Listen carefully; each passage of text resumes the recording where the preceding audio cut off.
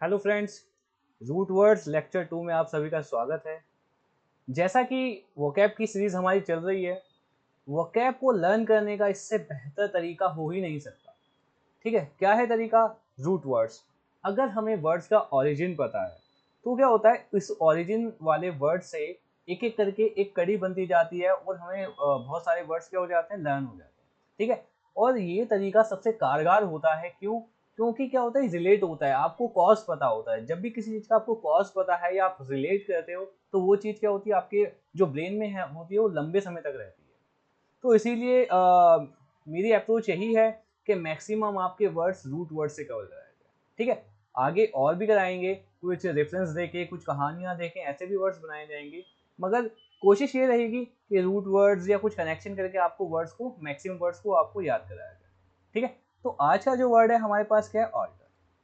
बच्चों, लैटिन में लैटिन में जो ऑल्टर का मतलब होता है, ऑल्टर का मतलब होता है अदर। ऑल्टर का मतलब क्या होता है? Other, Latin language. तो अदर का मतलब क्या हो गया? दूसरा।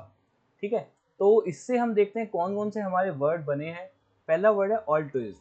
ठीक है ना, ऑल्ट्रुइज्म ऐसा क्या कहते हैं, ऐसा वर्ड होता है, ऐसा एक्ट होता है, वो एक्ट जो दूसरों के वेलफेयर के लिए किया जाता है। ठीक है ना, devotion to the welfare of the others. मतलब ऐसा एक्ट, ऐसा कार्य है जो हम क्या करते हैं, दूसरों की हेल्प करने के लिए करते हैं। ठीक है, जैसे कोरोना के टाइम पे लोगों ने क्या बांटा था, लोगों को राशन बांटा था फ्री में। तो क्या था? ऑल्टरनेटिव था, ऐसा एक था जो लोगों ने दूसरों के वेलफेयर के लिए किया। ठीक है, तो इसके सिनोनिम्स हम देख लेते हैं। Benevolence, kindness, charity, generosity. ठीक है, ये इसके सिनोनिम्स हैं।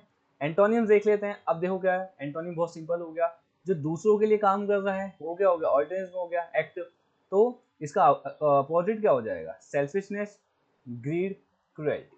ठीक है, सेकंड वर्ड पे आते हैं, ऑल्ट्रुइस्ट। ठीक है ना, ऑल्ट्रुइस्ट, यहाँ देखते हैं एक बार। ऑल्ट ट्विस्ट, ऑल्ट का मतलब क्या हो गया यहाँ पे? अदर।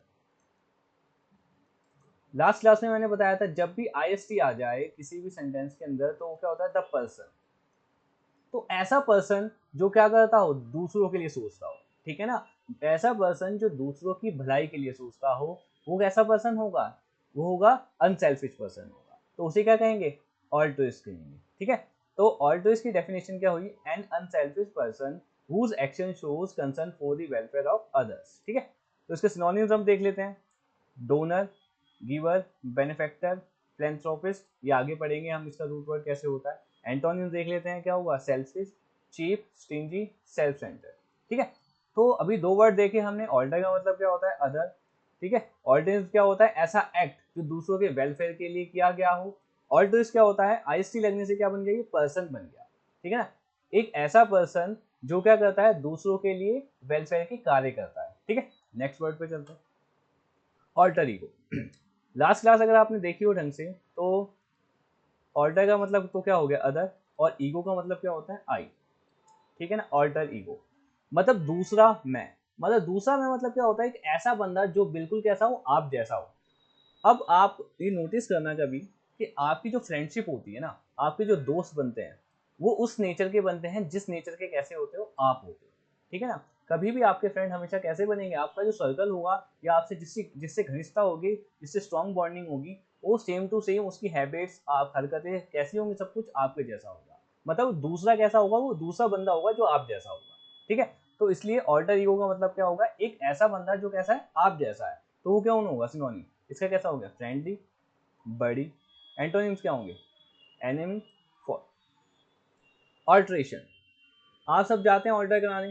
ठीक है ना, पैंट लंबी होती है या फिर सूट सलवार जो भी होता है उसको ऑल्टर कराते हैं। तो होता क्या है उसके अंदर? उसके अंदर एक मॉडिफिकेशन हो जाता है, चेंज हो जाता है। ठीक है ना, एडजस्टमेंट कराते हैं। वो क्या करता है? एक नया रूप ले लेता है, तो उसको कहते हैं ऑल्ट्रेशन। ऑल्ट्रेशन के सिनोनिम क्या हो जाएंगे? Change, difference, modification. ठीक है, एंटोनी स्टेबलाइजेशन, मतलब एक जैसा रखना। स्टेबलाइजर का काम क्या होता है? एकदम फ्लक्चुएट ना होने देना, सेम टू सेम रखना। फिक्सेशन, फिक्स कर दिया हमने किसी चीज को। ठीक है, लास्ट वर्ड पे आते हैं, ऑल्टरकेशन। ऑल्टरकेशन, ऑल्टरकेशन, ऑल्टर मतलब क्या हो गया? अदर।